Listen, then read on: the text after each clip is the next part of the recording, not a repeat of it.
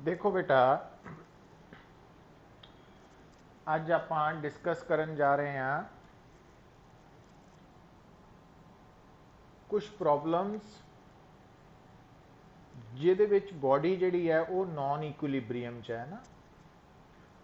ਕੱਲ ਆਪਾਂ ਜਿਹੜੀਆਂ ਪ੍ਰੋਬਲਮਸ ਡਿਸਕਸ ਕੀਤੀਆਂ ਸੀ ਉਹਦੇ ਵਿੱਚ ਕੀ ਸੀ ਕੰਡੀਸ਼ਨ ਕਿ ਜੋ ਆਬਜੈਕਟ ਹੈ ਨਾ ਉਹ ਇੱਕ ਫਿਕਸਡ ਸਰਫੇਸ ਦੇ ਉੱਪਰ ਮੂਵ ਕਰਦਾ ਵਾ, ਔਰ ਉਹਦੇ 'ਚ ਅਸੀਂ ਕੀ ਕੀਤਾ ਸੀ ਕਿ ਜੋ ਸਰਫੇਸ ਹੈ ਉਹਦੇ ਅਲੋਂਗ ਐਕਸਲਰੇਸ਼ਨ ਸ਼ੋ ਕੀਤੀ ਸੀ, ਔਰ परपेंडिकुलर टू द सरफेस जो है वो इक्विलिब्रियम कंडीशन फुलफिल हो रही सी। ठीक है ना। तो इनू आप इदा भी कह सकते हैं कि जिस डायरैक्शन च एक्सलरेशन हो रही है उस डायरैक्शन के अलोंग ऑब्जेक्ट के ऊपर नैट फोर्स लगती है, और जिस डायरैक्शन च एक्सलरेशन हो रही है वो परपेंडिकुलर डायरैक्शन वाल ऑब्जेक्ट के इक्विलिब्रियम च हुंदा है ना, उसके परपेंडिकुलर वाल इक्विलिब्रियम च हुंदा। हुण बेटा ये जो पॉइंट मैं बोलिया इस गल नूं आपां हुण फरदर इलैबोरेट करते हैं। देखो एक प्रॉब्लम आएगी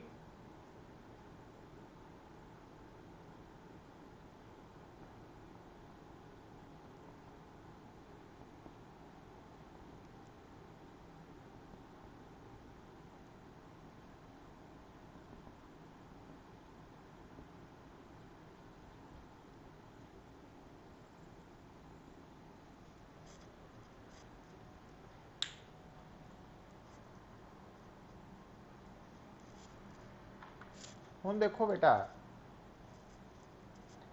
हुण ये जो हैडिंग है apparent weight of an object in A lift और एलीवेटर, लिफ्ट नू एलीवेटर भी कह दें है ना, एलीवेटर और लिफ्ट सेम चीज़ है।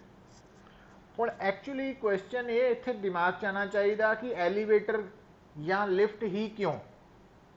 ਉਹਦਾ कारण है बेटा देखो कि जो थोड़ा रूम है, रूम वो अर्थ दे नाल अटैच्ड है, with respect to earth rest ते है। और प्रैक्टिकल परपज़ लई तुहानूं दस्सिया होया कि बेसिकली जो फ्रेम ऑफ रैफरेंस है उन्होंने असी दो कैटेगरीज च डिवाइड करते हैं, एक हुंदा इनर्शियल फ्रेम, दूसरा हुंदा non inertial frame. Inertial frame का मतलब है कि जो फ्रेम ऑफ रैफरेंस या रेस्ट ते है या मूविंग विद कॉन्स्टेंट वेलोसिटी है, और जो नॉन इनर्शियल फ्रेम है ਉਹਦੇ ਵਿੱਚ बेटा फ्रेम ऑफ रैफरेंस एक्सलरेट करता वा।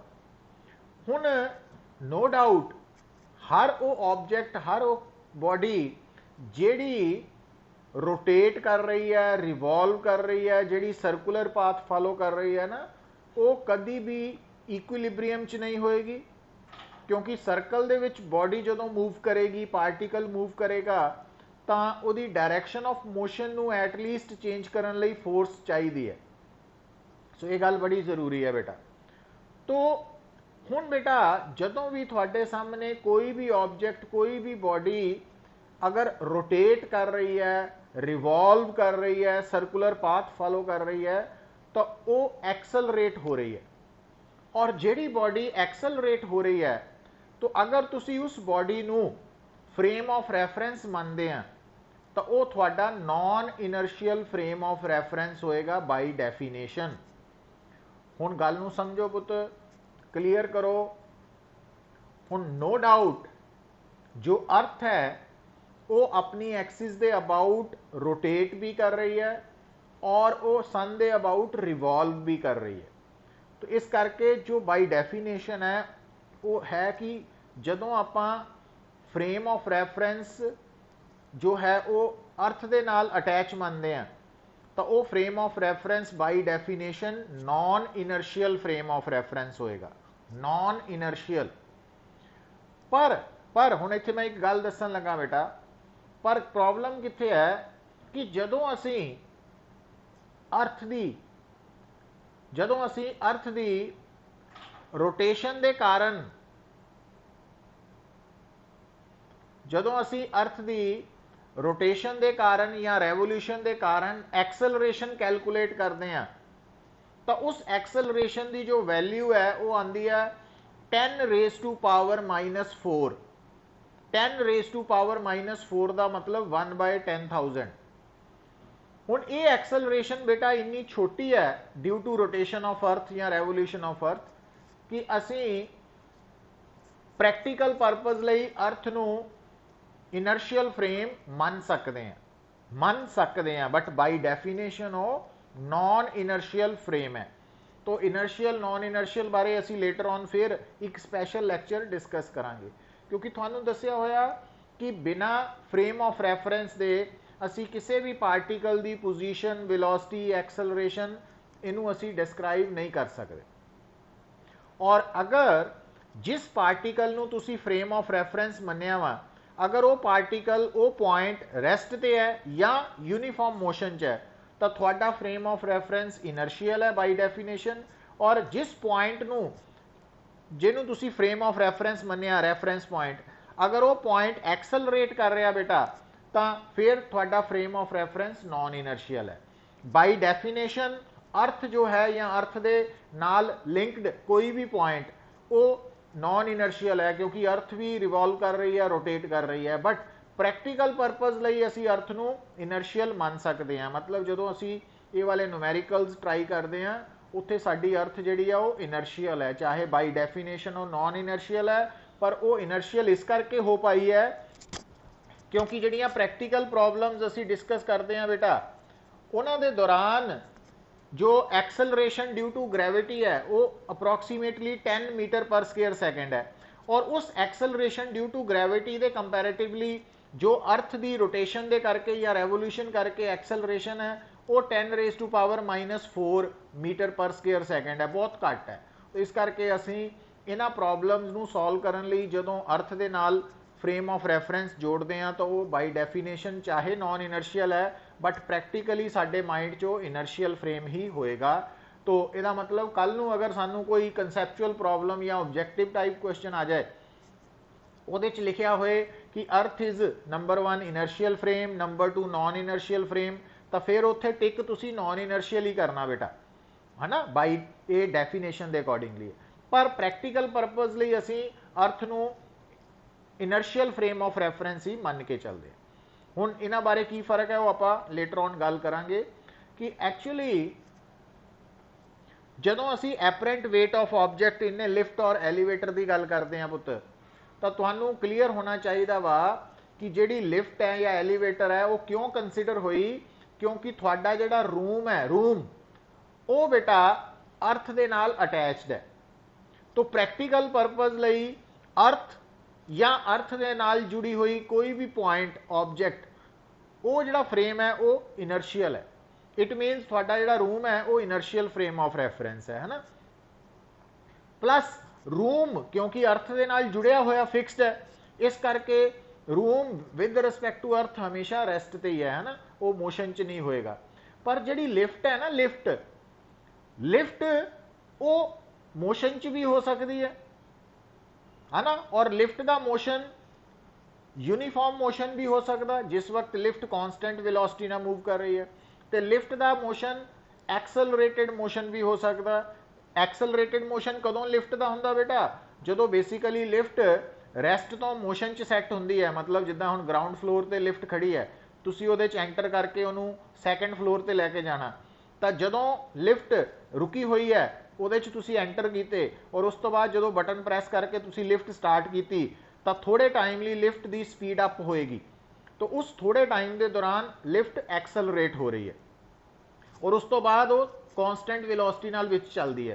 पर जदों हुण लिफ्ट ने सैकेंड फ्लोर ते जाके तुहानूं उतारना वा उत्थे उन्हें रुकना पैना इहदा मतलब फिर लास्ट ते जाके लिफ्ट थोड़े टाइम लई डी एक्सलरेट करेगी। सो लिफ्ट या एलीवेटर वर्ड इत्थे इस करके यूज होया कि जिहड़ा ऑब्जेक्ट लिफ्ट दे अंदर रखिया होया आपां या तुसीं खड़े आ तां जो जे लिफ्ट रुकी हुई है तां इहदा मतलब ऑब्जेक्ट भी रेस्ट ते है क्योंकि ऑब्जेक्ट लिफ्ट के नाल लिंकड है जुड़िया होया वा। जदों तुसीं लिफ्ट के अंदर खड़े आ और लिफ्ट रुकी हुई है तो तुसीं रेस्ट वाली स्टेट ते हैं पर अगर बेटा लिफ्ट कॉन्स्टेंट वेलोसिटी नाल चल रही है तो तुसी भी कॉन्स्टेंट वेलोसिटी नाल चल रहे हैं, पर थोड़ी एक्सलरेशन जीरो है, लिफ्ट की भी जीरो है, थोड़ी भी जीरो है, क्योंकि तुसी लिफ्ट के नाल अटैचड होने करके, मतलब इत्थे मनते हैं भी लिफ्ट के अंदर तुसी सैर नहीं कर रहे, लिफ्ट के अंदर तुसी खड़े हैं। जो लिफ्ट के अंदर खड़े हैं एक जगह पर, तो जिन्नी एक्सलरेशन लिफ्ट की है उन्नी थोड़ी है, जिन्नी वेलोसिटी लिफ्ट की है उस वक्त थोड़ी है। तो ये माइंड च पॉइंट्स रखने हैं, बड़ा इंपॉर्टेंट पार्ट है। तो इस जो आर्टिकल का हैडिंग है वो लिफ्ट या एलीवेटर वर्ड क्यों असी इंट्रोड्यूस किया, उसका कारण है कि लिफ्ट क्योंकि रेस्ट ते भी हो सकती है, कॉन्स्टेंट वेलोसिटी नाल भी मूव कर सकती है, एक्सलरेट भी कर सकती है, रिटार्डेशन भी पोजेस कर सकती है, तो वो सारिया स्टेट्स आ जाएंगियां ना। दूसरी गल, एपरेंट वेट जो है ये टर्म साडे लई हुण हो सकता एक नवी टर्म है, क्योंकि एक टर्म हुंदी बेटा एक्चुअल वेट। एक्चुअल वेट किसी भी ऑब्जेक्ट का जो एक्चुअल वेट है वो किस तरह कैलकुलेट हुंदा भी, अगर तुसी अपना एक्चुअल वेट नोट करना वा है ना, तो तुसी की करना, अपने मास नू, थोड़े मास नू जिस जगह ते तुसी अपना एक्चुअल वेट कैलकुलेट करना, उस जगह ते जिन्नी एक्सलरेशन ड्यू टू ग्रेविटी की वैल्यू है उहदे नाल मल्टीप्लाई कर देना। तो एम जी थोड़ा की है एक्चुअल वेट। जे तुसी किसी भी मान लो ऑब्जेक्ट का एक्चुअल वेट निकालना, तो उहदे च तुहानू दो चीज़ों की जरूरत है, एक तो उस ऑब्जेक्ट की मास की नॉलेज होनी चाहिए है, दूसरा वो ऑब्जेक्ट जिस जगह पर लाई कर रहा उत्थे एक्सलरेशन ड्यू टू ग्रेविटी की वैल्यू कितनी है। तो एम और जी दोनों मल्टीप्लाई करके तुसी उस जगह पर उस बॉडी का, उस ऑब्जेक्ट का एक्चुअल वेट निकाल सकते हैं। तो एक्चुअल वेट एम जी के बराबर है, दैट्स ऑल, जिन्होंने फोर्स ऑफ ग्रेविटी भी कह दें। पर एपरेंट वेट की है बेटा, एपरेंट वेट है जेड़ा वेट जिस ऑब्जेक्ट दे नाल, जिस सरफेस दे नाल बॉडी कॉन्टैक्ट च जुड़ी हुई है, उस सरफेस नू जेड़ा वेट महसूस हो रहा वो है एपरेंट वेट। हुण देखो गल नू समझो, हुण दोनों च फर्क हो सकता नहीं भी हो सकता, तो apparent weight by definition actual wait नालों अलग है। तो जदों बेटा हुण आ देखियो, गल नू सुनियो, ये गल क्लीयर करनी बड़ी जरूरी है, माइंड च रखनी है। हुण जिद्दां टेबल है, आ टेबल है, उस टेबल के उपर तुसी बुक रखती, इस बुक का मास एम है, और अगर सानू कोई कहे भी इस बुक का एक्चुअल वेट कितना, एम इंटू जी, पर अगर सानू कोई कहे कि इस बुक का एपरेंट वेट कितना, एपरेंट वेट का मतलब है कि जेड़ा टेबल है उन्होंने अपने नाल टच जी बुक है वह वेट कितना महसूस हो रहा। हुण वह जवाब की है पुत, वह जवाब है जदों कोई ऑब्जेक्ट किसी सरफेस के नाल कॉन्टैक्ट है, तो उस सरफेस नू, उस ऑब्जेक्ट का वेट कितना महसूस होएगा, वेट कितना महसूस होएगा, वो है एपरेंट वेट। और उस एपरेंट वेट की वैल्यू कितना निकालनी है, तो वो एक्चुअली किहदे बराबर है कि जेड़ा सरफेस है उहदे नाल जिहड़ी गिवन बॉडी टच कर रही है, तो वो सरफेस गिवन बॉडी के ऊपर जिन्नी नॉर्मल रिएक्शन लगाएगा, नॉर्मल रिएक्शन मतलब अगर सानू कोई कहे कि आप बुक है ये टेबल के उपर लाई कर रही है, इस बुक का एक्चुअल वेट एम जी है, पर जे मैनू कोई कहे इस बुक का एपरेंट वेट कितना वा, तो वो एपरेंट वेट की है कि ये बुक टेबल के नाल कॉन्टैक्ट है, तो आ जड़ा कॉमन इंटरफेस है, तो क्योंकि ये बुक टेबल के नाल टच कर रही है, तो इस कॉमन इंटरफेस के उपर जिहड़ा नॉर्मल रिएक्शन शो कर दो, तो आ जिहड़ा नॉर्मल रिएक्शन है ना, ये बुक का एपरेंट वेट है। तो हुण ये गल्लां याद रखनियां पुत, ध्यान रखना कि एक्चुअल वेट और एपरेंट वेट च फर्क है, सेम नहीं है।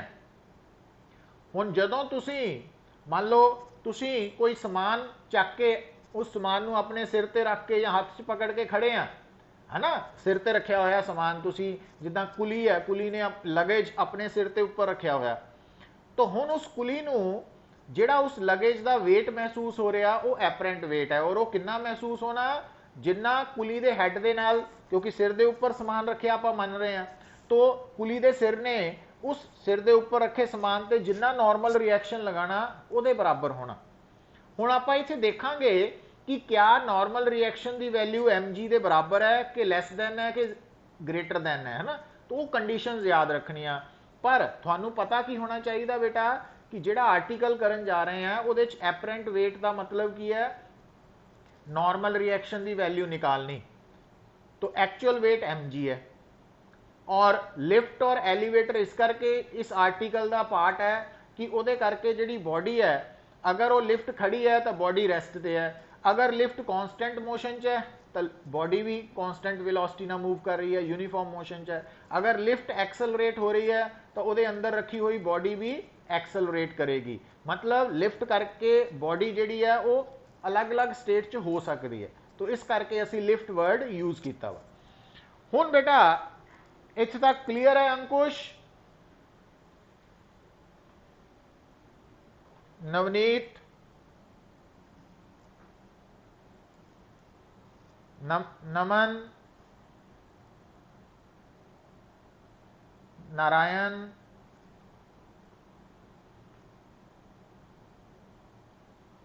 लक्ष्या,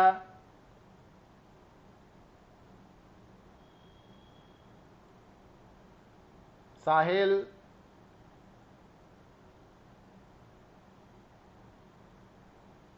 चिराग,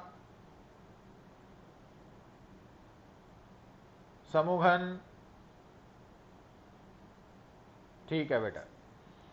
हुण देखो भरत,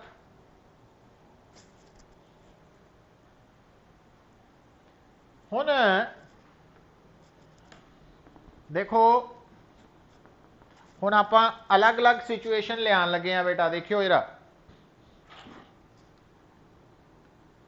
हुण से आ लिफ्ट है थोड़ी, है ना,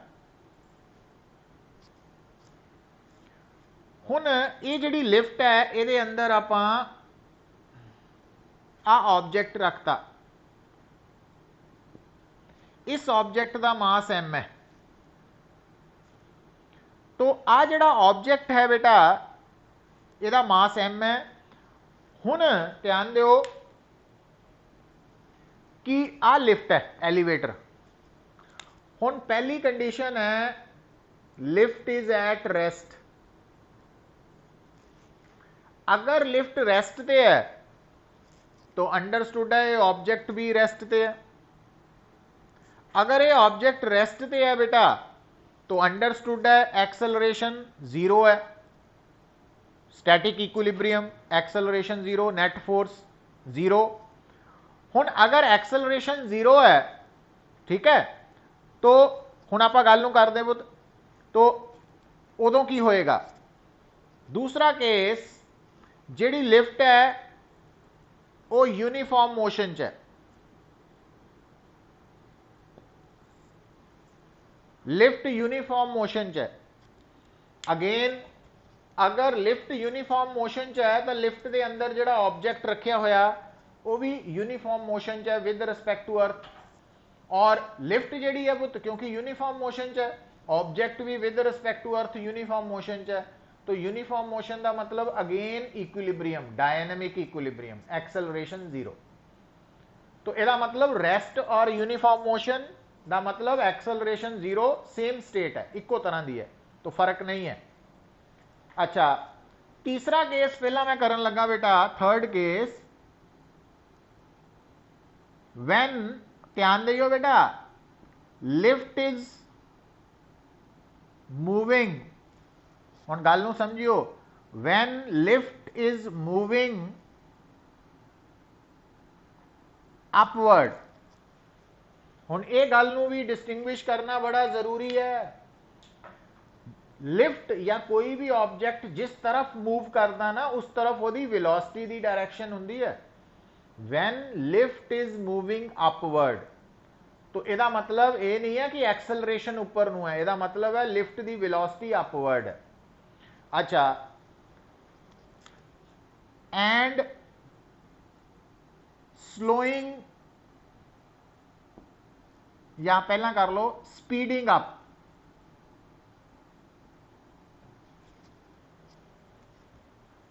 हुण गल नूं समझो पुत, हाँ ध्यान दियो। अगर लिफ्ट उपर नूं जा रही है मूविंग अपवर्ड, तो वो वेलोसिटी का अपवर्ड है, पर स्पीडिंग अप का मतलब वो एक्सेलरेशन भी उपर नूं है, क्योंकि दसिया होया ना, क्योंकि लिफ्ट का मोशन वन डायमेंशनल मोशन है, लिफ्ट का मोशन वर्टिकल डायरैक्शन च होना वा। तो जो लिफ्ट ने उपर नूं मूव करना तो वो है लिफ्ट की वेलोसिटी की डायरैक्शन। स्पीडिंग अप का मतलब है एक्सेलरेशन भी अपवर्ड है। दूसरा देखो, और when lift is moving downward and slowing down, हुण ध्यान दियो पुत, अगर थानू कोई कहे कि ऑब्जेक्ट नीचे नू मूव कर रहा, वो वेलोसिटी डाउनवर्ड है, पर वो स्लोइंग डाउन कर रहा, थल्ले नू आंदा होया रुक रहा, तो थानू याद होना चाहिए कि अगर वन डायमेंशनल मोशन च बॉडी की वेलोसिटी सानू पता वा, और बॉडी अगर स्लो हो रही है तो वो एक्सेलरेशन वेलोसिटी के ऑपोजिट होएगी। तो हुण आ रेड कलर ना मैं जो लिखिया कि अगर लिफ्ट नीचे नू आ रही है और स्लो डाउन हो रही है, तावी एक्सेलरेशन किधर नू होएगी बेटा? अगर लिफ्ट ऊपर नू जा रही है और स्पीडिंग अप हो रही है, तावी एक्सेलरेशन ऊपर नू। अगर लिफ्ट नीचे नू आ रही है और स्लो हो रही है, ईवन देन एक्सेलरेशन ऊपर नू होएगी। तो इसका मतलब आप इस नू इकट्ठा करके भी लिख सकते हैं, when acceleration of lift is upward.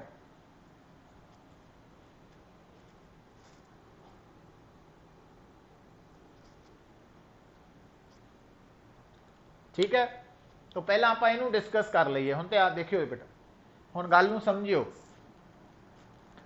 अगर थोड़ी लिफ्ट उपर नू मूव कर रही है एंड स्पीडिंग अप है, या लिफ्ट नीचे नू मूव कर रही है स्लोइंग डाउन है, दोनों केसेस दे विच वेलोसिटी तो उल्ट हो गई है, बट एक्सेलरेशन अपवर्ड ही है पुत।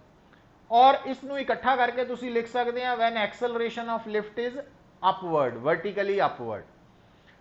हुण बेटा आ हो गई एक्सेलरेशन की डायरैक्शन। हुण तुसी तुहानू दस्सिया होया कि जिस बॉडी दे नाल तुसी डील करना, उहदे उपर वेरीअस फोर्सिस ड्रॉ करो। हुण इस ऑब्जेक्ट ते किहड़ी-किहड़ी फोर्स लगनी है? एक तां इहदा weight, force of gravity mg लगना, और दूसरा ये ऑब्जेक्ट क्योंकि लिफ्ट दे नाल कॉन्टैक्ट च है, तो लिफ्ट ने इहदे ते नॉर्मल रिएक्शन लगाना। ठीक है, अच्छा हुण आ जिहड़ियां दो फोर्सिस है और एक्सेलरेशन है, इन्हां दी लाइन सेम है लाइन। तो थानू दस्सिया सी कल कि अगर थोड़े केस च बॉडी के उपर लगन वाली फोर्सिस जिहड़ियां वा, अगर वो एक्सेलरेशन की डायरैक्शन के परपेंडिकुलर होन, फिर तो वो आपस च इक्विलिब्रियम होने करके बैलेंस हो जांदियां। पर जिहड़ियां फोर्सिस एक्सेलरेशन के अलॉन्ग है, मतलब पैरलल या एंटी पैरलल है, तो उन्हां करके रिजल्टेंट फोर्स आती है। तो हुण बेटा देखो उस गल नूं याद करो। हुण आ जिहड़ा ऑब्जेक्ट है, क्योंकि ये उपर दो ही फोर्सिस लग रही, नॉर्मल रिएक्शन एंड वेट, आ एक्चुअल वेट है और आ एपरेंट वेट है, एन का मतलब समझाया, और एक्सेलरेशन उपर नूं है। तो हुण आपां इहदी इक्वेजन किद्दां लिख सकते हैं? तो ਇਹਦੇ मास ਨੂੰ एक्सेलरेशन नाल मल्टीप्लाई करके असी लैफ्ट हैंड साइड लिख लैनी, तो राइट हैंड साइड ते किहड़ियां फोर्सिस लिखनियां? जिहड़ियां या तो एक्सेलरेशन के अलॉन्ग है या ऑपोजिट है। पर लिखना किद्दां? जिहड़ी फोर्स एक्सेलरेशन के अलॉन्ग है उन्होंने प्लस, और जिहड़ी ऑपोजिट है उन्होंने एक्सेलरेशन के ऑपोजिट है उन्होंने माइनस, है ना। तो एन की वैल्यू की आ जानी बेटा? M A plus M G, तो एम ए प्लस जी। हुण तुसी की देखते हैं, आ की है बेटा? एक्चुअल वेट और आ है एपरेंट वेट, और एपरेंट वेट की वैल्यू आ एपरेंट वेट है, तो एपरेंट वेट की वैल्यू एम ए प्लस जी है। तो एम ए प्लस जी की वैल्यू एम जी तो की है, लैस दैन है कि बराबर है कि ज्यादा वा, ग्रेटर है। एन की वैल्यू एम इंटू ए प्लस जी है, यदा मतलब आ जी ब्रैकेट टर्म की वैल्यू है वाली, क्योंकि जी च ए प्लस हो रहा ना, तो आ जी टर्म है यदी वैल्यू जी नालों ज्यादा होने करके एन ज्यादा वा एम जी तो, मीनस apparent wait is greater than actual wait.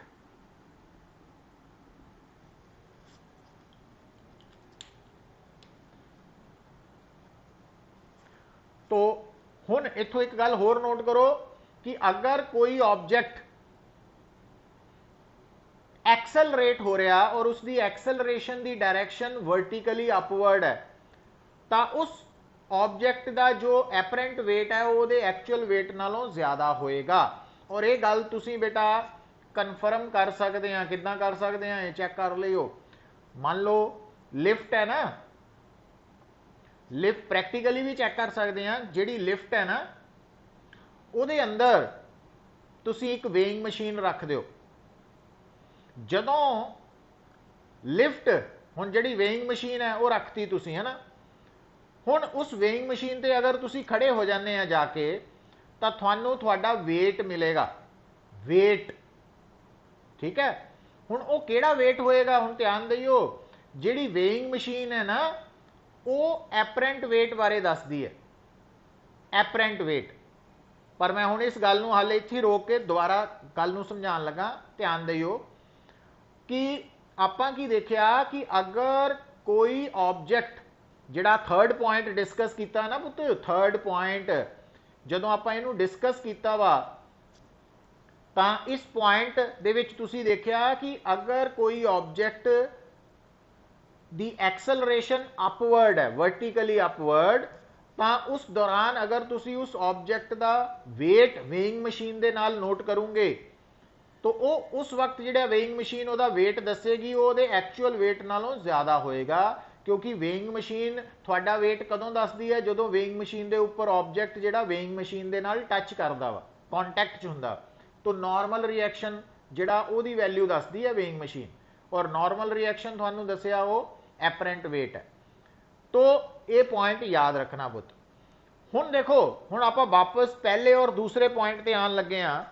जिहड़ा पहला पॉइंट है उहदा मतलब लिफ्ट रेस्ट ते है, जदों लिफ्ट रेस्ट ते है तो लिफ्ट की एक्सेलरेशन जीरो है, जदों lift second point uniform motion च है तां भी एक्सेलरेशन जीरो है। तो अगर बेटा एक्सेलरेशन जीरो होए रेस्ट वेले या यूनीफॉर्म मोशन वेले, तो ए जीरो होने करके आ जिहड़ी इक्वेजन आपां लिखी सी, अगर इहदे च ए जीरो है, अगर ए जीरो है तो आ साइड अगर जीरो हो गई तो एन माइनस एम जी अगर जीरो है तो एन की वैल्यू की आएगी, एम जी के बराबर।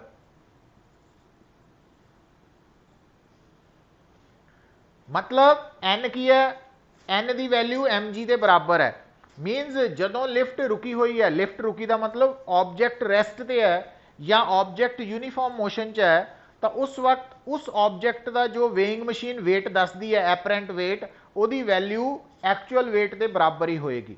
मतलब जदों असीं घर के अंदर कमरे दे विच वेइंग मशीन रख के ਉਹਦੇ उपर खड़े हो जाते हैं, तो क्योंकि उस वक्त तुसीं रेस्ट ते है ना, तो उस वक्त जिहड़ी वेइंग मशीन तुहाडा वेट दस रही है वो हैगा तो एपरेंट वेट है, पर ਉਹਦੀ वैल्यू कितनी है, जिन्ना तुहाडा एक्चुअल वेट है उस जगह का ਉਹਦੇ बराबर ही है। पर उसे ही वेइंग मशीन नूं चक के तुसीं की करो, लिफ्ट च लै जाओ, ठीक है। पहला घर दे विच जां लिफ्ट जदों खड़ी है, जदों लिफ्ट खड़ी है हाले बटन नहीं प्रेस करना तुसीं, लिफ्ट ग्राउंड फ्लोर ते खड़ी है, आपां सैकेंड फ्लोर तक जाना, तो असीं ग्राउंड फ्लोर च खड़ी लिफ्ट दे अंदर वेइंग मशीन रख के उहदे ते खड़े हो गए, तो हाले लिफ्ट क्योंकि रेस्ट ते है, तो उस वक्त वेइंग मशीन ने तुहाडा जिहड़ा एपरेंट वेट दसना वो एक्चुअल वेट के बराबर होना वा, ठीक है। वो तुसीं नोट कर लिया अपना एक्चुअल वेट।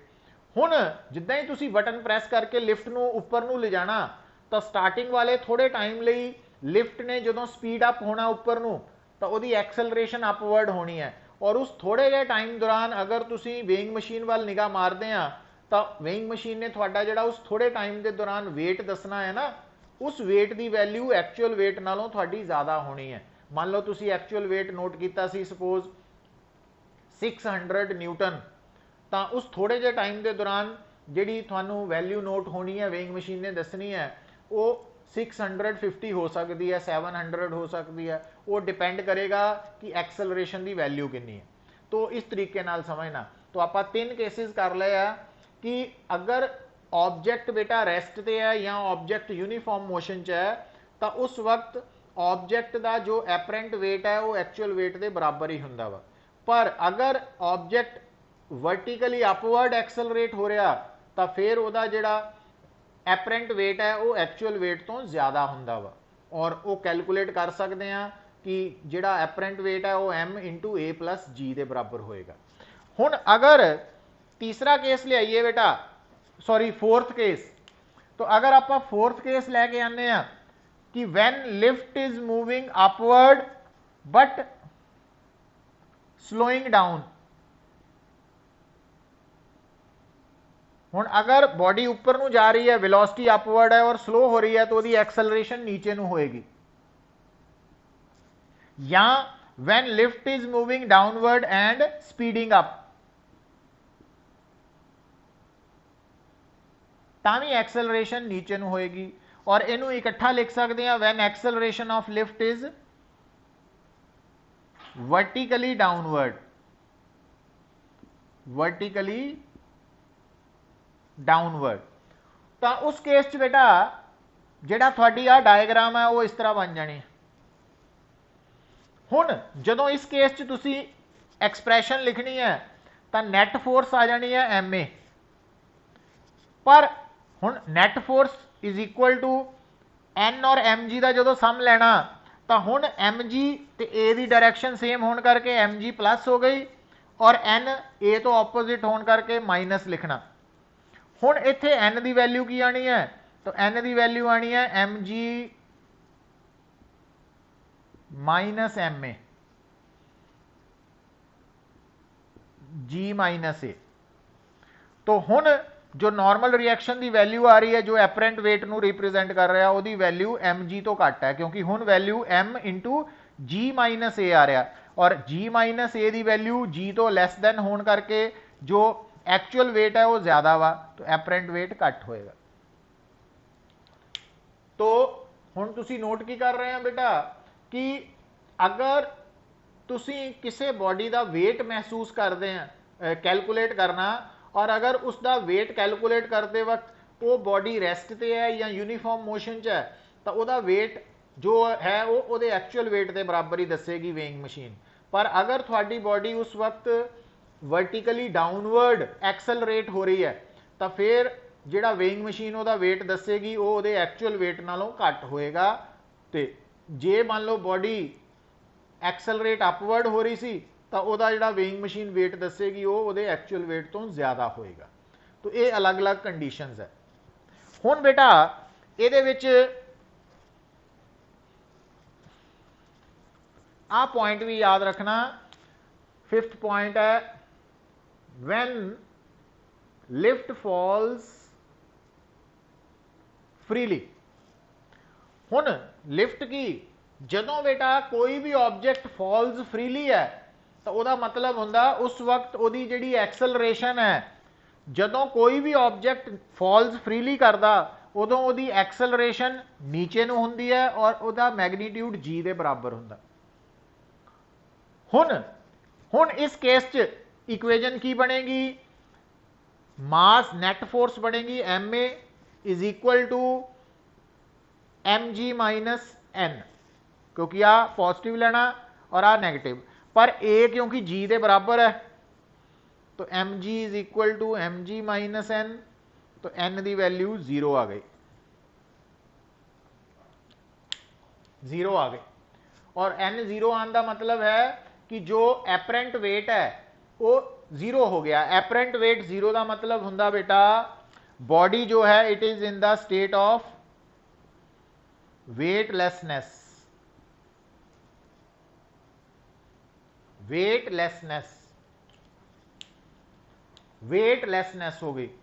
तो यदा मतलब जदों बॉडी, मतलब जिस वक्त हुण जिद्दां तुहाडे हत्थ 'च एक बॉल पकड़ी है, तो बॉल पकड़ी जिहड़ी है ना, उहनूं जदों छड्डूंगे तो जदों वो बॉल नीचे नूं गिर रही है अर्थ वाल नूं, तो रस्ते दे विच उस बॉल का मोशन किहड़ा वा, फ्रीली फॉलिंग मोशन, और उस रस्ते के दौरान उस बॉल का जो एपरेंट वेट है वो 0 है, वेटलैसनैस स्टेट है।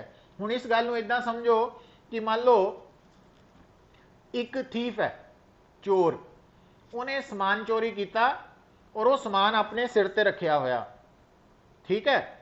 और जदों तक चोर खड़ा वा तो उन्होंने जिहड़ा अपने सिर ते उन्हें समान चुकिया होया चोरी का, तो उस समान का जिहड़ा उन्होंने भार महसूस होना, वेट, वो उस समान के एक्चुअल वेट के बराबर होना।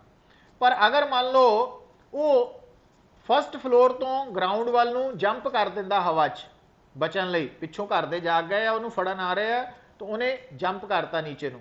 हुण जदों वो फर्स्ट फ्लोर तो ग्राउंड वाल नूं आ रहा, वो सिर ते समान पिया वा, पर उन्होंने इदां लगना वा कि उस समान का कोई भार नहीं है। क्यों? क्योंकि उस वक्त जदों फ्रीली फॉलिंग स्टेट च समान भी तो आप भी, तो n 0 होना, और n 0 का मतलब वेटलैसनैस स्टेट है।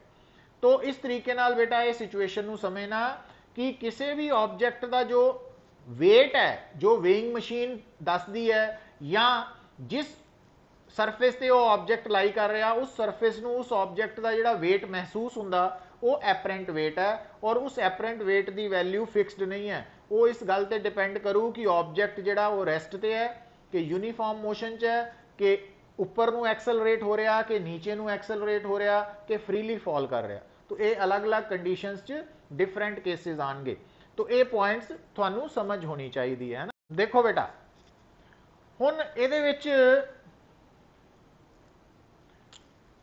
जो 6th केस आएगा बेटा, 6th केस वो तुसी लिख सकते हैं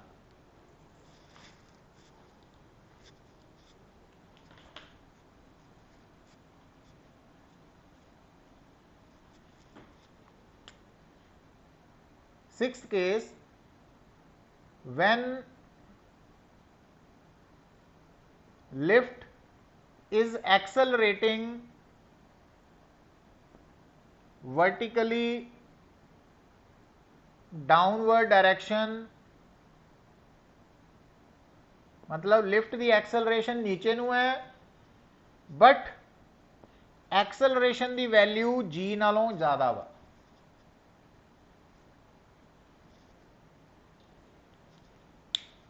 ठीक है, ए ग्रेटर दैन जी है।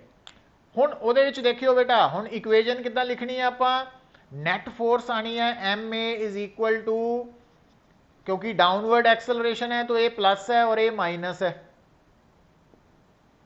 तो N is equal to M G minus M A G minus A, but as given है सानू कि ए की वैल्यू अगर जी तो ज़्यादा वा तो एन की आ जाएगा, अगर जी तो ज़्यादा ए है बेटा तो एन जो है वो नेगेटिव हो जाएगा। और एन नेगेटिव होने का मतलब पता की है कि जो अगर मान लो आ लिफ्ट है और ये लिफ्ट ने लिफ्ट के फ्लोर के उपर ऑब्जेक्ट लाई कर रहा, तो फ्लोर इस ऑब्जेक्ट के नॉर्मल रिएक्शन उपर नूं लगा रहा, पर अगर मान लो किसी कारण करके लिफ्ट नीचे नूं एक्सलरेट कर रही है और उसकी एक्सलरेशन जी तो ज़्यादा हो गई, जिदा ही ये जी तो ज़्यादा हुई तो आ जी लिफ्ट है ना, जदों लिफ्ट की ए डाउनवर्ड है और जी तो ज़्यादा हुई तो आ जिहड़ा ऑब्जेक्ट है ये छत ते चल जाना इदा, और जदों ये ऑब्जेक्ट छत ते चला गया तो हुण आ सरफेस ऑफ कॉन्टैक्ट बनन करके हुण नॉर्मल रिएक्शन नीचे नूं आ गया। नीचे नूं आने का मतलब असीं अपवर्ड नॉर्मल रिएक्शन अगर प्लस लै रहे हैं, हुण माइनस हो गया, तो इसका सिग्निफिकेंस ये है, एन नैगेटिव आने का मतलब है कि अगर मान लो तुसी लिफ्ट दे अंदर खड़े हैं पुत, ठीक है, और मान लो किसी बाहरी एक्सटर्नल एजेंट ने थोड़ी लिफ्ट नूं नीचे नूं एक्सलरेट करता और थोड़ी लिफ्ट की एक्सलरेशन जी तो ज़्यादा हो गई, तो उस केस दे विच की होना वा कि जो तुसी खड़े हैं ना जमीन ते, तो थोड़ा सिर जाके छत दे नाल टकराना वा, तो तुसी वो छत नाल जुड़ जाना। तो हुण नॉर्मल रिएक्शन तुहाडे ते उपर नूं नहीं लगाना लिफ्ट ने, क्योंकि पहलां तुहाडे पैर फ्लोर दे नाल जुड़े सीगे तां नॉर्मल रिएक्शन अपवर्ड सी। हुण तुहाडा सिर लिफ्ट दे नाल जुड़ जाना, पैर हवा च आ जाने, तां हुण तुहाडे ते नॉर्मल रिएक्शन वर्टिकली डाउनवर्ड हो जाना। एन नैगेटिव दा ये मतलब है। तो इस तरीके दे नाल असी डिफरेंट सिचुएशनस नूं याद भी रखना और इथों गल नूं समझना भी है कि कोई भी जिहड़ा ऑब्जेक्ट है उसका जिहड़ा एपरेंट वेट है वो इस गल ते डिपेंड करेगा कि तुहाडा ऑब्जेक्ट जो है वो रेस्ट ते है कि मोशन च है। तो अगर रेस्ट ते है और यूनीफॉर्म मोशन च है तो फिर एपरेंट वेट और एक्चुअल वेट बराबर ही आएंगे। पर अगर वो वर्टिकली अपवर्ड एक्सेलरेट कर रहा तो एपरेंट वेट एक्चुअल तो ज़्यादा होएगा। अगर वो वर्टिकली डाउनवर्ड एक्सेलरेट कर रहा तो एपरेंट वेट एक्चुअल वेट तो घट होएगा। अगर फ्रीली फॉल कर रहा तो फिर वेटलैसनेस स्टेट आ जाएगी, फिर एपरेंट वेट जीरो होएगा। और अगर एक्सेलरेशन नीचे नू जो है वो ग्रेटर दैन जी है तो फिर उस केस दे विच ऑब्जेक्ट जो है वो छत दे नाल जाके चिपक जाएगा। तो ये सारे पॉइंट्स है बेटा रिगार्डिंग। हुण देखो, हुण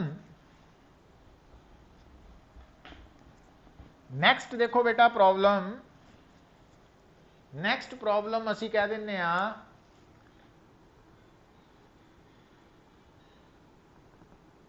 एटवुड मशीन। बेसिकली साडे कोल एक मैकेनिकल डिवाइस है जिसनों असी पता की कहने आ पुत्र,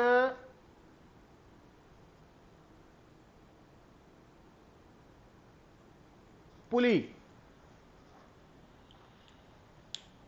पुली जस्ट लाइक व्हील है, डिस्क की शेप च हुंदा व्हील है एक पुली, ठीक है। और पुली दा काम की है, डायरैक्शन ऑफ फोर्स नूं चेंज करना। जिहड़ी पुली है ना, पुली ये डिवाइस की हैल्प दे नाल असी डायरैक्शन ऑफ फोर्स नूं चेंज कर दिंने आ। और चेंज क्यों करते हैं? अपनी कन्वीनियंस लई, काम नूं आसान करन लई, क्योंकि जो पुली है वो भी एक तरह की मशीन है, मशीन। और मशीन जिहड़ी है वो इस करके तैयार करते हैं ताकि साडा काम, ह्यूमन बीइंग्स का काम थोड़ा आसान हो जाए, है ना। जिन्ना ज़्यादा आसान हो जाए उन्ना वधिया मशीन कंसिडर हुंदी है। हुण बेटा ये जिहड़ी पुली है तो ये बारे तो सानू आइडिया होएगा, है ना। पुराने जमाने च ज़्यादातर केसिस च तुसीं देखिया होना जिहड़े खूह है उहदे चों पानी निकालते सीगे, है ना। हुण देखो कि अगर मान लो आ बेटा एक वैल है, खूह है, हुण आ इहदे च पानी भरिया होया। हुण जिहने पानी निकालना वा इथों, तो आ परसन है, तो इस परसन ने पानी निकालना। हुण उन्हें की कीता है, देखो इधर आ स्ट्रिंग है, आ स्ट्रिंग है, और इस स्ट्रिंग के इस एंड ते बकेट लगी है, बकेट, आ बकेट है। तो इनू पानी च सुट्टिया, पानी नाल बकेट भर गई तो उन्होंने उपर नूं खिंच लैना वा, है ना, उपर नूं खिंच लैना वा। हुण आ जिहड़ा आदमी है, आ इहदा हैंड है, हाथ है, तो ये रस्सी नूं उपर नूं खिंच रहा, उपर नूं खिंच रहा, ठीक है। तो इस आदमी नूं, ये आदमी खूह चों पानी भर रहा पुत, तो पर विदाउट यूजिंग पुली, पुली नूं यूज किए बिना। तो इनू बाल्टी नूं उपर नूं खिंचण लई फोर्स लगानी पै रही है अपवर्ड, उपर नूं फोर्स। हुण आ है वैल,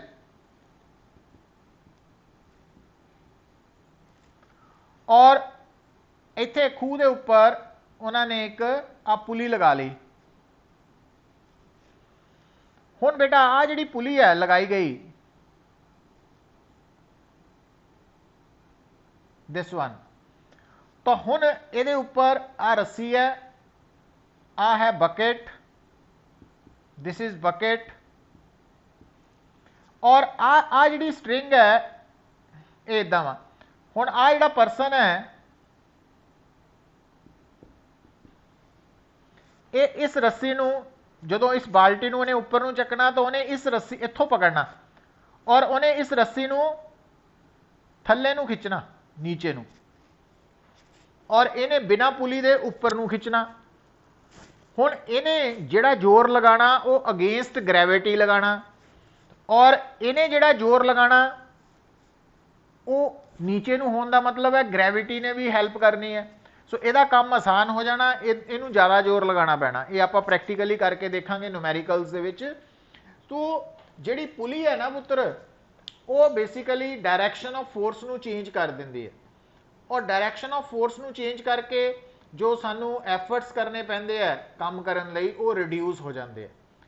ਹੁਣ ਇੱਕ ਤੇ ਫਿਰ ਉਹੀ ਗੱਲ ਹੈ ਕਿ ਆਈਡੀਅਲ ਪੁਲੀ ਹੈ ਬੇਟਾ ਜਦ ਤੱਕ ਤੁਹਾਨੂੰ ਦੱਸਿਆ ਨਾ ਜਾਏ, ਜਿੱਦਾਂ ਸਟ੍ਰਿੰਗ ਬਾਰੇ ਦੱਸਿਆ ਸੀਗਾ ਨਾ ਕਿ ਸਟ੍ਰਿੰਗ ਦਾ ਮਤਲਬ ਹੈ ਮਾਸਲੈਸ ਹੈ, ਇਨਐਕਸਟੈਂਸੀਬਲ ਹੈ, ਉसी ਤਰ੍ਹਾਂ ਨਾਲ ਜਿਹੜੀ ਪੁਲੀ ਵੀ ਹੈ ਸਾਡੇ ਸਿਲੇਬਸ 'ਚ ਉਹ ਕੀ ਹੈ ਮਾਸਲੈਸ, फ्रिक्शनलेस। तो मासलैस भी है फ्रिक्शनलैस भी है, एक आइडियल केस है। तो प्रैक्टिकली तो मासलैस पुली हो ही नहीं सकती, मटीरियल की बनी है, बट आप मान के चलते हैं बड़ी हल्की है, इन्नी लाइटर है कि उसका मास नैगलीजिबल है। तो जब तक स्पैशली दसिया ना जाए तब तक पुली साडे लई मासलैस है तो फ्रिक्शनलैस है, ये गल याद रखनी है। हुण बेटा हुण एटवुड मशीन दे विच की है देखो कि ਇਹਦੇ ਵਿੱਚ ਦੋ ਬੋਡੀਜ਼ ਜਿਹੜੀਆਂ ਵਾ ਜਾਂ ਦੋ ਤੋਂ ਜ਼ਿਆਦਾ ਬੋਡੀਜ਼ ਆਪਸ ਚ ਕਨੈਕਟਡ ਹੈ ਪਰ ਪੁਲੀ ਯੂਜ਼ ਹੋ ਰਹੀ ਹੈ। ਪੁਲੀ ਹੁਣ ਜਿੱਦਾਂ ਦੇਖੋ कि मान लो आ बेटा पुली है, दिस इज पुली। हुण ये पुली तो आ इसकी एक्सिस ऑफ रोटेशन है, मतलब ये पुली इदा घूमेगी है ना, क्लॉकवाइज एंटी क्लॉकवाइज फ्रीली घूम सकती है, फ्रिक्शन है नहीं। हुण इस पुली के उपर आ स्ट्रिंग है,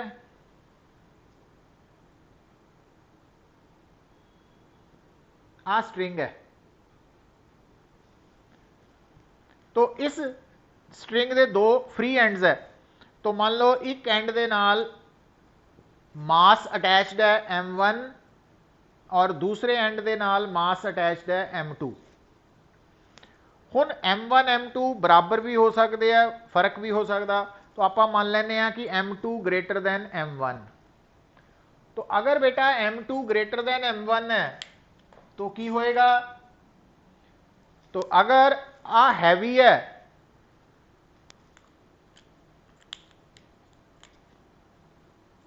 अगर ये हैवी है तो आ मास नीचे नू आएगा और आ मास ऊपर नू जाएगा, है ना, इदा जाना। अच्छा आ वाली स्ट्रिंग बेटा ये मासलैस भी है, इनएक्सटेंसिबल भी है। हुण इत्थे एक गल समझनी है कि इन्हां मासिस दे उपर किहड़ी-किहड़ी फोर्स लगनी है बेटा।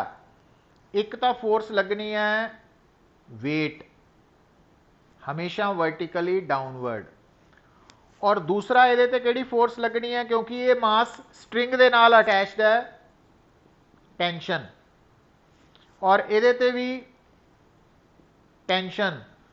पर हुण ध्यान दिओ बेटा आ जिहड़ी है ना आ स्ट्रिंग सिंगल स्ट्रिंग है, सिंगल आ सिंगल स्ट्रिंग है, इक्को रस्सी है। तो इस करके इस स्ट्रिंग दे विच दोनों साइड्स ते सेम टेंशन होनी है। उहदा कारण की है, एक तो स्ट्रिंग मासलैस है तो दूजा पुली फ्रिक्शनलैस है। इस कारण करके जिहड़ी पुली दे उपरों दी स्ट्रिंग निकल रही है तो उस सिंगल स्ट्रिंग दे दोनों पासे टेंशन सेम होनी है। हुण ध्यान दिओ बेटा जिहड़ी आ टेंशन है ना, ये टेंशन स्ट्रिंग करके m1 ते लग रही है और आ टेंशन स्ट्रिंग करके m2 ते लग रही है। तो अच्छा हुण देखो फिर देखो हुण क्योंकि पुत स्ट्रिंग आ स्ट्रिंग इनएक्सटेंसिबल है, कल भी गल समझाई सी कि जिहड़ी रस्सी है दो मासिस m1 m2 च जदों आपां होरिजोंटल सरफेस ते दो मासिस नूं स्ट्रिंग दे नाल अटैच कीता सी ते खिच्चदे सीगे तां तुहानूं दस्सिया सी कि उस दे दोनों मासिस दी एक्सेलरेशन सेम सी, है ना। क्यों? क्योंकि उन्होंने जोड़न वाली जिहड़ी रस्सी है वो इनएक्सटेंसिबल सी। तो क्योंकि स्ट्रिंग इत्थे भी इनएक्सटेंसिबल है, तो इस करके दोनों मासिस की जिहड़ी एक्सलरेशन का मैगनीट्यूड है वो सेम है, बट डायरैक्शन च फर्क है, क्योंकि इन्हें नीचे नूं आना, इन्हें उपर नूं जाना। और ये दोनों ए क्यों है? क्योंकि स्ट्रिंग इनएक्सटेंसिबल है। तो ये ध्यान च रखना बेटा गल। तो ये आपां डिफरेंट सिचुएशन ड्रॉ कर लईआं ना, फोर्सिस भी शो करतियां, एक्सलरेशन भी शो करतियां, और ये लॉजिक भी सानू पता भी ये दोनों एक्सलरेशन का मैगनीट्यूड क्यों बराबर है, क्योंकि स्ट्रिंग इनएक्सटेंसिबल है। और ये हैवी होने करके नीचे नू आएगा तो ये एक्सलरेशन डाउनवर्ड है, ये लाइटर होने करके ऊपर नू जाएगा तो एक्सलरेशन अपवर्ड है। अच्छा, हुण बेटा क्या तुसी इहदे लई इक्वेजन ऑफ मोशन लिख सकते हैं? थानू दस्सिया होया हुण, क्योंकि इहदा मास और इहदी एक्सलरेशन पता, तो इहदे लई लैफ्ट साइड ते की लिखना? फॉर m1 लई m1a इज इक्वल टू इहदे ते नैट फोर्स हो गई मास इंटू एक्सलरेशन, और ये नैट फोर्स किहदे करके है? एक टी करके है, एक m1g करके है। हुण आ जिहड़ी फोर्स है ये एक्सलरेशन के ऑपोजिट है, नैगेटिव लैनी, और आ एक्सलरेशन के अलॉन्ग है, पॉजिटिव लैनी।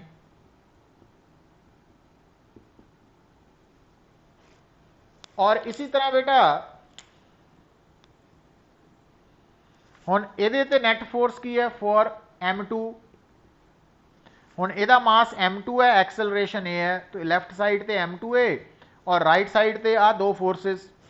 पर हुण क्योंकि एक्सलरेशन थल्ले नूं है तो आ प्लस लेना और आ माइनस लेना। हुण ये दो इक्वेजन्स बन गई फिजिक्स पॉइंट ऑफ व्यू तो, इन्हां नूं सॉल्व करने लई की करना? तो दोनों नूं अगर ऐड कर दिंदे आ, एडिंग इक्वेजन्स 1 एंड 2, तो लैफ्ट साइड ते m1 प्लस m2a कॉमन आ गया बेटा, और राइट साइड ते t और माइनस टी कट्टे गए, ये बन गया m2g माइनस m1g।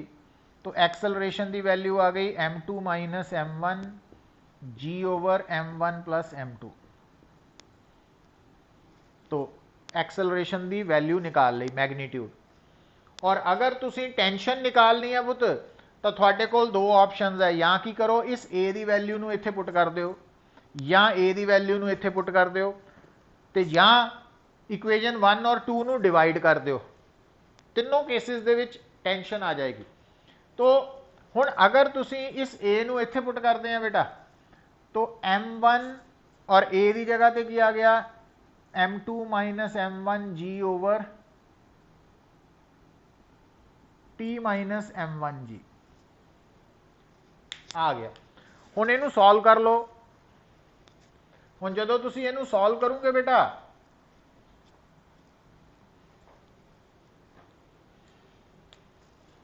ठीक है, तो t इज इक्वल टू आ गया m1 m2 minus m1g over m1 plus m2। हुण आ इधर नूं आके प्लस m1g हो जाना ना, तो t इज इक्वल टू, हुण आ डिनोमीनेटर इहदे नाल भी मल्टीप्लाई होना, तो आ गया m1 m2 minus m1g plus, हुण इस m1g दे नाल आ वाला मल्टीप्लाई होना m1 प्लस m2। ये तो मैथेमैटिक्स है।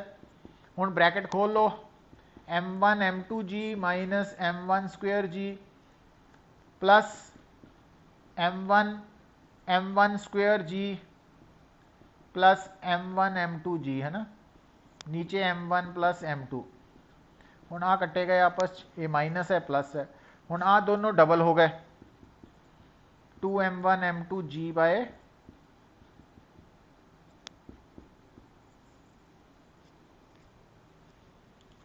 तो टेंशन निकाल ली आप स्ट्रिंग दे विच, है ना, इस पुली वाले केस च। पर ध्यान रखो इस पुली वाले केस च जिहड़े दो मासिस है वो वर्टिकली डाउनवर्ड हैंग कर रहे हैं। ये अलग अलग केसिस डिस्कस करांगे आप। अच्छा, हुण ये टेंशन भी निकाल ली बेटा। हुण ध्यान दियो, एक होर गल नोट करो, देखो आ जिहड़ी स्ट्रिंग है ना, दिस वन, आ स्ट्रिंग ये पुली नाल कॉन्टैक्ट च है, इत्थे आ जिहड़ी स्ट्रिंग है इत्थे कॉन्टैक्ट च है, और आ भी स्ट्रिंग पुली नाल कॉन्टैक्ट च है, जुड़ी हुई है। इस करके आ जिहड़ी टेंशन है ना, आ टेंशन, आ वाली टेंशन स्ट्रिंग लगा रही है M1 ते, आ वाली टेंशन स्ट्रिंग लगा रही है M2 ते, पर आ वाली टेंशन ते आ वाली टेंशन दोनों स्ट्रिंग करके लग रही है पुली ते। तो अगर सानू कोई पूछे भी पुली ते टोटल फोर्स निकालो, तो है ना, पुली ते कितनी टोटल टेंशन लग रही है, तो आ गया। हुण आ दोनों फोर्सेस डाउनवर्ड है, सेम डायरैक्शन च है, इस करके इन्हां दे मैग्नीट्यूड्स ऐड हो जाने हैं। ठीक है, तो आपां पुली दे उपर डाउनवर्ड फोर्स कढ़ सकते हैं 2T।